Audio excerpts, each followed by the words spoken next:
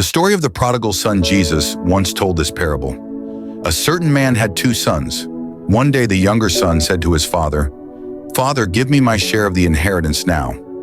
So the father divided his property between his two sons.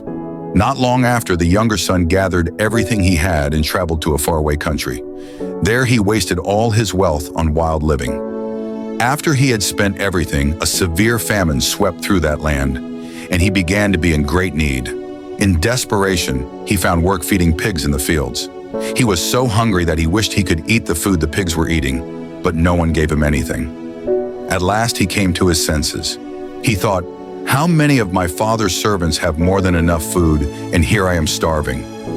I will go back to my father and say, 'Father, I have sinned against heaven and against you.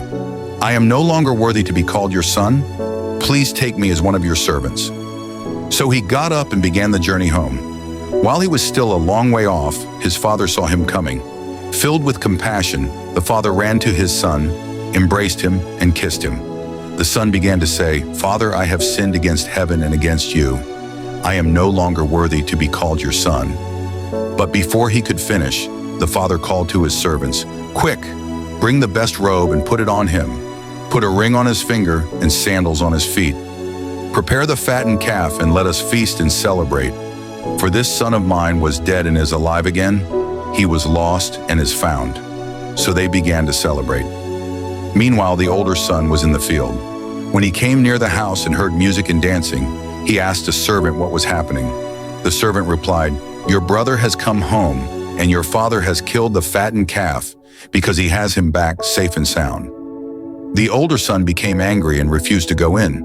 His father came out and pleaded with him, but the son said, "All these years I have worked hard for you and never disobeyed your commands.